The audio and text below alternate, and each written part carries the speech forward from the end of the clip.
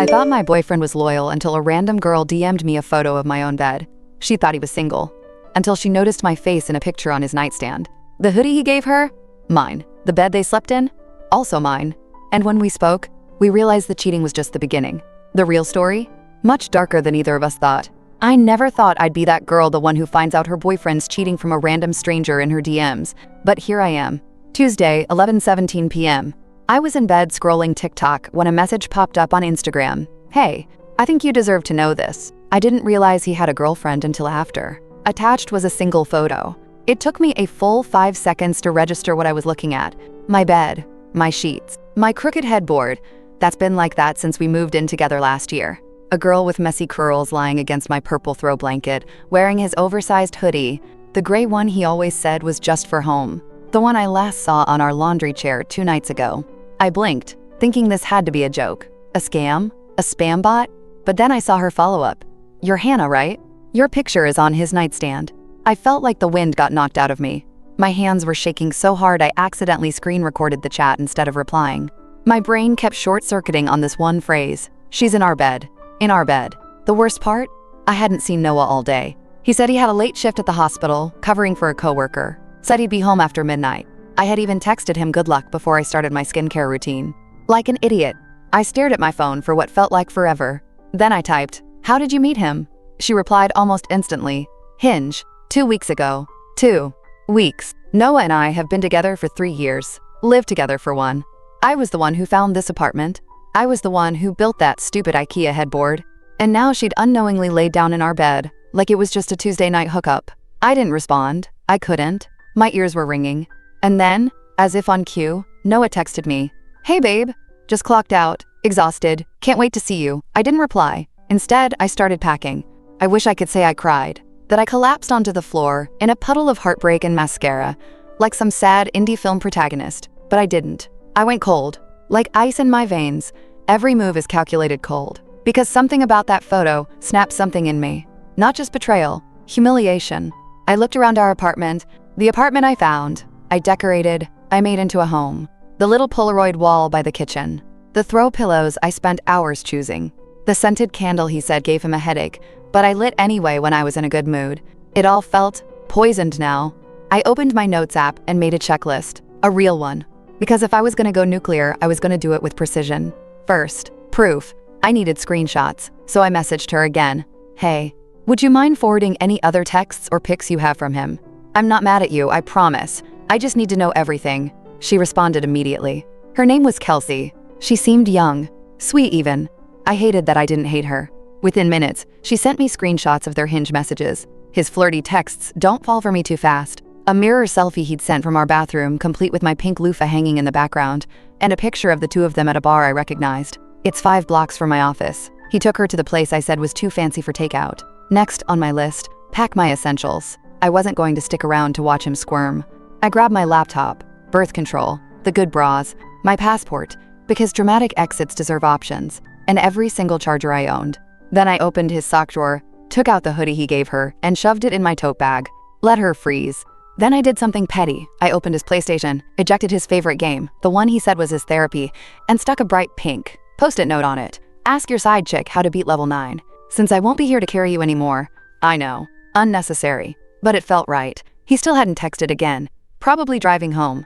Probably humming some song he heard with her on their date. Probably thinking I'd be asleep, curled up like the loyal girlfriend I'd always been. I left the bedroom light on. The pillows perfectly fluffed. Everything looked untouched, except for the sticky note I taped to the fridge. "Ask your side chick how to do laundry." The hoodie's hers now. Right before I left, I took one last look at our bed. The one where he made me feel safe. The one he let someone else into. And then, I walked out the door before he could even lie to my face. I was barely halfway to my friend Maddie's place when my phone lit up. Noah with a blue heart. I stared at the screen. That stupid blue heart. I hadn't changed his contact name since the early days, when we used to fall asleep on FaceTime and send each other Spotify playlists like we were in some Tumblr core romance. Now, looking at it, it made me nauseous. I didn't pick up. 30 seconds later, text after text. "Babe, where are you? Why is your stuff gone? Did someone break in? Call me right now. What the F is going on?" Ah, there it is. The fake concern. The act, as if he hadn't just used our shared bed as a second date perk. Another text pinged in. Did you see something? Can we please talk? No apology. Not even a hint of what I might have seen. Just panic that he's lost control of the narrative. I was sitting in Maddie's driveway at that point. She'd already opened the door in pajamas, arms crossed, no questions asked. I stepped out of the car and handed her my tote bag like it was radioactive. My voice cracked for the first time all night. He cheated, I whispered. She blinked once, then turned on her heel and said, "You're sleeping in my bed. I'll take the couch." That's Maddie, 5'2" of unfiltered rage in a silk bonnet. Inside, I connected to her Wi-Fi and watched the messages keep rolling in. Who told you something? Are you seriously ghosting me right now? This isn't how adults handle things, Hannah. Can we just talk? Please? I love you, I love you. That made me laugh. Like full-on, ugly, wine-sipping laugh. Maddie looked up from pouring me a glass of Pinot and said, "Did he just drop the L word like he didn't drop his pants for some Tinder reject?" "Kelsey," I corrected. She blinked. "You got her name?" "Oh, I got everything," I said, pulling up the screenshots. Maddie read 3 of them and said, "Give me her Instagram. I just want to talk." She was obviously joking. Mostly. Then my phone rang again. Noah. I hit decline.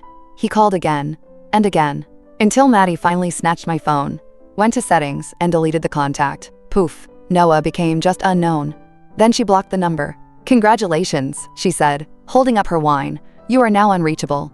I clinked her glass and smiled for the first time that night. But even with her support, I couldn't sleep. Because I knew Noah. He wouldn't let this go. And I was right. At 3:42 a.m., Kelsey messaged me again. He just showed up at my place, drunk, crying. I didn't let him in.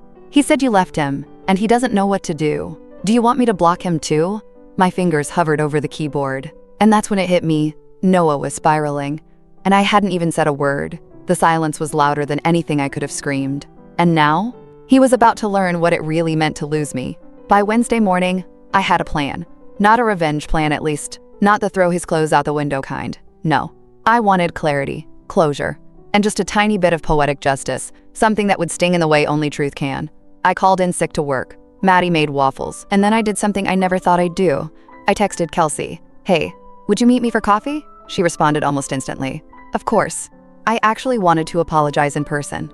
I had no idea about you. We met at this little cafe 2 neighborhoods away, the kind with overpriced oat milk lattes and succulents on every table. I wore my hair in a bun and my favorite gold hoops because I needed to feel put together for this. When she walked in, my stomach clenched. Kelsey was gorgeous, tall, effortlessly cool, but her face crumpled the moment she saw me. She looked like she was bracing for a slap. "I'm so sorry," she blurted. "I feel so stupid. If I had known." I shook my head. "You didn't. That's the difference." We ordered coffees and sat for over an hour. It turned out she was 25, worked in event planning, and had a track record of dating emotionally unavailable men, which we both laughed about. A little too hard. How do you even process this?" she asked, sipping her drink with both hands like she was grounding herself. I looked her dead in the eye. "You don't process it. You redirect it." And just like that, the idea clicked. Back at Maddie's that night, I pulled up Instagram. Noah hadn't posted anything, but I noticed he hadn't unfollowed me either, which meant he was watching. So I posted a photo. Me and Kelsey, side by side, smiling tight smiles, the kind that said, "We know things." Captioned, "It's amazing what women can accomplish when they compare notes." I turned off the comments, sat back, and waited. 10 minutes later, Kelsey texted, "He just DM'd me. WTF?" Maddie was cackling like a villain in the corner. "Girl, you're unhinged. I'm obsessed with this era of you." I posted again. This time, a throwback pic of me and Noah from last year. One of those cutesy candid shots, me laughing, him looking at me like I hung the moon. I cropped him out. Captioned, "The trash took itself out. Mood. Lighter." Kelsey reposted it. Maddie nearly dropped her wine. And Noah? He lost it. At 11:14 p.m., a new number popped up on my screen. A number I didn't recognize, but I knew it was him. I let it ring until it stopped, then listened to the voicemail, heart pounding. It was just him, breathing, saying my name, whispering. I messed up. I know I did. "Please, please, just talk to me." I deleted it. Because here's the thing. You don't get to humiliate me and then beg for grace when you're scared. You don't get to lie for weeks, violate the most sacred space in our home, and expect forgiveness, because now you're uncomfortable. Noah taught me to stop being soft, and I was just getting started. By Friday, I had gone 0 contact. No more checking his socials, no peeking at his texts. I even turned off read receipts, which for me is basically the digital equivalent of slamming a door in someone's face. But Noah, he was spiraling. He started messaging Maddie, then emailing me, then wait for it sent an actual handwritten letter to Maddie's apartment. Like we were in the 1800s and he'd just come back from war. Inside was a 5-page confession/poem hybrid titled What I Couldn't Say Out Loud. I'm not joking. It included lines like, I let my insecurity drive me into someone else's arms. You were home. She was just distraction wallpaper. Please don't define me by my weakest moment. Maddie read it out loud in a dramatic Shakespearean accent while I ate an entire sleeve of Oreos. And then, Saturday morning, 8:03 a.m. knock at Maddie's door. We both froze. She peeked through the peephole, turned to me and whispered, Girl, it's him. I swear my soul tried to climb out of my body. I opened the door slowly, already regretting it. And there he was, Noah, holding a bouquet of sunflowers, my favorite, but also obvious, looking like a kicked puppy in a hoodie I'd stolen from his closet 2 months into our relationship. Hannah, he said, voice cracking, please. Just 5 minutes, please. I should have slammed the door, but instead, I stepped outside. Maddie gave me a look that said, I'm watching from the window and I have 911 on speed dial. He started talking fast. Word vomit mode. I've been a mess, I know. I fed up. It meant nothing. I thought we were drifting, and I was stupid, and weak, and cue shaky breath. I miss you. I miss us. He gestured to the flowers. I remembered you like sunflowers, more than roses. I know that doesn't fix anything, but I cut him off. Noah, you didn't cheat because you forgot what flowers I like. You cheated because you thought you'd get away with it. That shut him up. He blinked.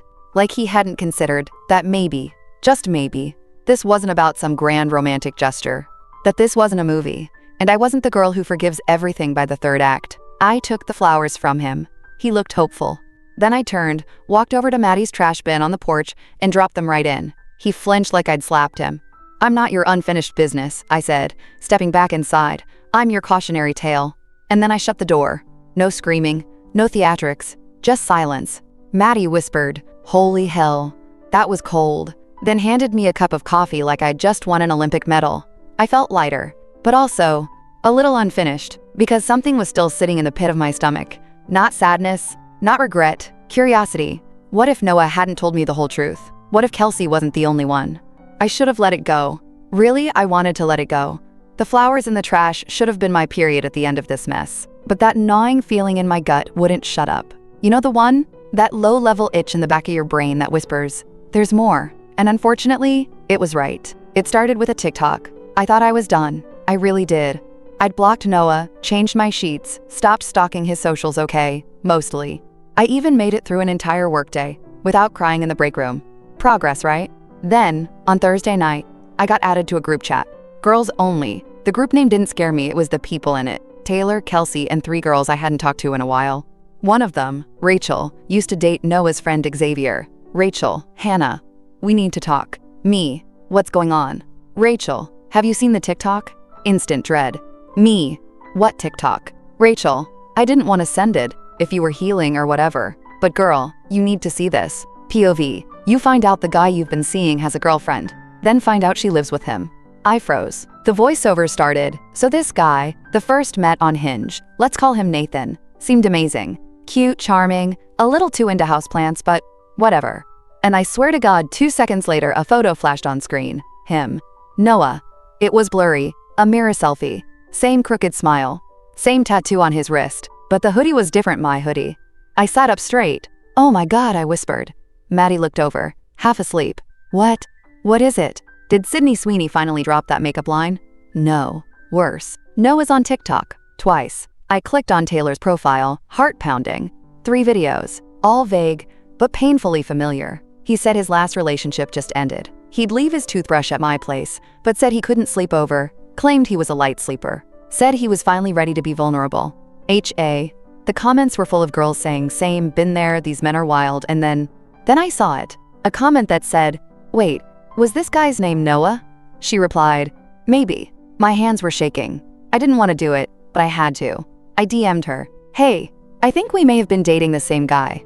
I'm his ex, and I just saw your TikTok. She replied in less than 10 minutes. OMG. Is this about Noah? From Highland Terrace? That was our apartment complex. I confirmed it.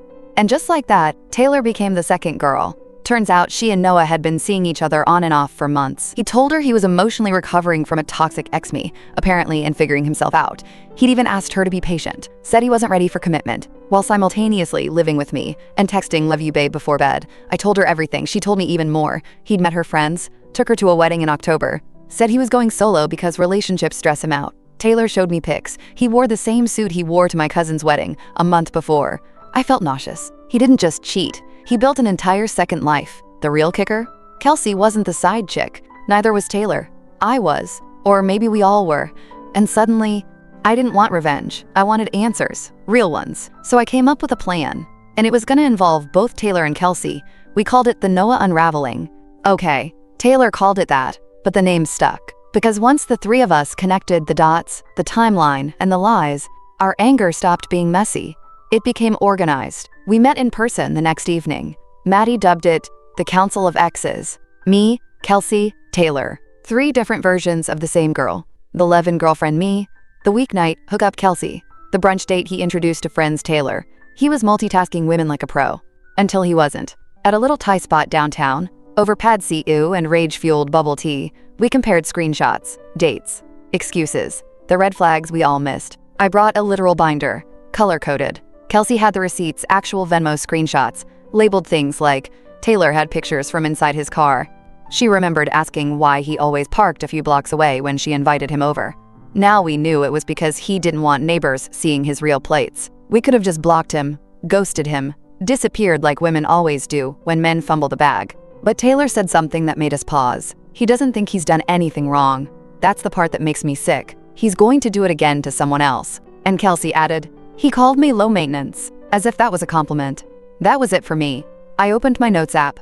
Operation Closure. The plan was simple, evil, elegant. Step 1. Taylor would invite him to a let's talk things through coffee meetup. She'd be flirty, coy, make him think there was still a chance. Step 2. Kelsey would text him later that day saying she felt confused about everything and wanted to clear the air in person. Step 3. Me? I'd stay silent. The wild card. Because Noah would expect me to either rage, text, or cry beg. He wouldn't expect calm.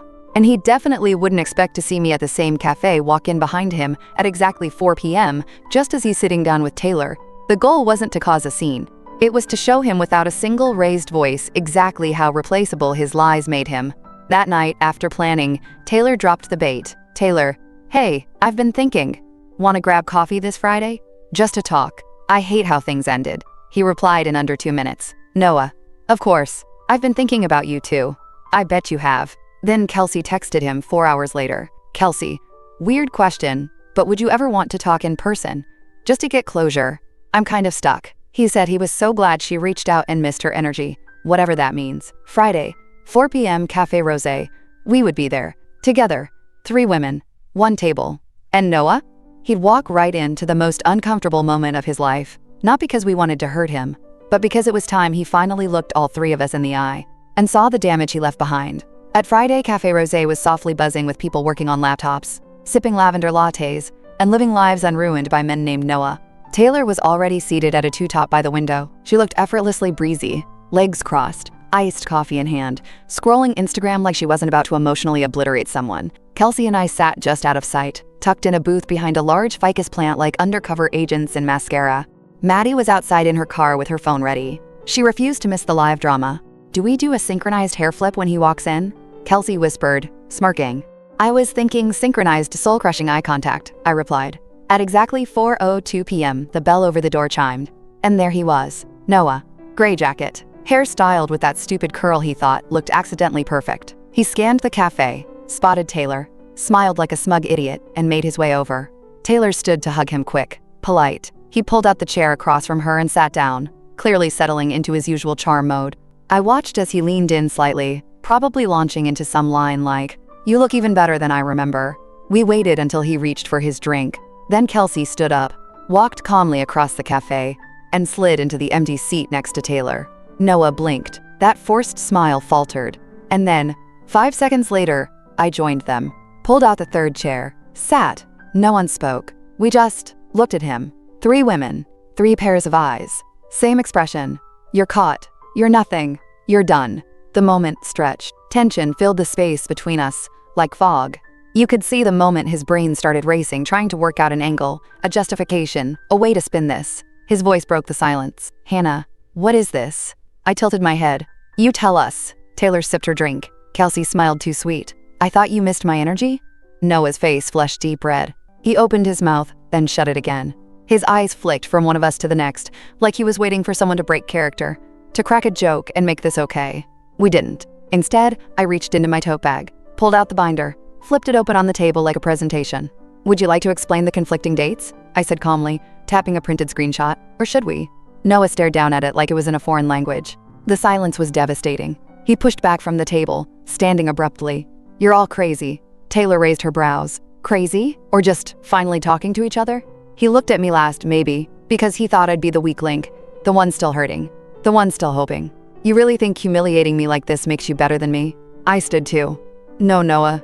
This isn't about being better. It's about being done. Then I took the final shot. You played all of us, but the real plot twist? I leaned in close. Now we're friends, he scoffed, muttered something under his breath, and walked out fast. The door slammed behind him. We sat there for a second. Then Taylor burst into a laugh that made the entire cafe turn.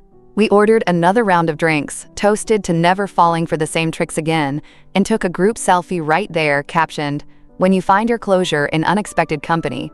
And let me tell you, it was the most healing moment I'd had in years. I woke up Saturday morning feeling lighter. No more question marks. No more what ifs or mental gymnastics trying to justify a man who treated me like a placeholder in his overbooked calendar of deception. Just peace.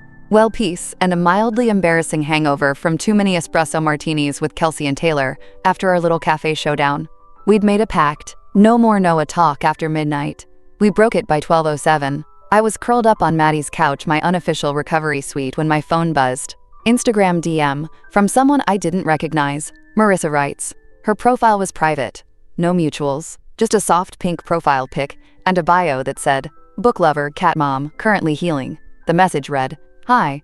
I hope this isn't weird, but I saw your post with Kelsey and Taylor. I think we need to talk. It's about Noah. My stomach flipped. Another one? I hesitated. Part of me wanted to delete the message, toss my phone into the nearest ocean, and live the rest of my life as a cottagecore hermit in a flannel dress. But curiosity? She always wins. Hey, I'm listening, she replied immediately. I'm not one of the girls he dated. I'm kind of his ex, but not in the way you think. Okay, cryptic. We were together in college, 3 years, broke up after he cheated on me. I found your post randomly because Taylor's photo got reposted and I recognized him. I needed to say something. Because this isn't new. He's been like this for years. I felt the air leave my lungs. How long ago did you two date? We ended things 4 years ago. He cheated with a girl in his psych class. I found out when she commented heart emojis under a photo of our dog. He never took accountability. Just ghosted me, kept the dog, and posted some trashy quote about growth through pain 2 days later. I blinked. 4 years ago? That was just months before he met me. I had no idea he even had a dog back then. Or a long-term girlfriend before me. He always painted his past like a string of casual flings, broken hearts he'd suffered through, not caused. I texted Kelsey and Taylor. Taylor's response, so he's just been running a relationship Ponzi scheme for half a decade? Kelsey, tell her she's welcome to the support group. We meet weekly and serve espresso martinis, healing vibes. Marissa and I kept talking. She told me about the patterns, the lies, the love bombing, the sudden emotional withdrawals, how he once forgot her birthday, but remembered the name of a bartender he flirted with in front of her, how he always made her feel like the problem. It was eerie, familiar, infuriating, but also validating. Because for years I'd gaslit myself, told myself I was too sensitive, that maybe I expected too much, that I should be more chill. But it wasn't me. It was him. It had always been him. I wasn't crazy. I was just finally hearing the full story from every angle. And suddenly, closure wasn't a fantasy. It was forming, slowly, through truth, connection, and community. 3 girls at a cafe, now 4. And who knows, maybe there were more. But I wasn't scared anymore. Because Noah wasn't the mystery. He was the lesson.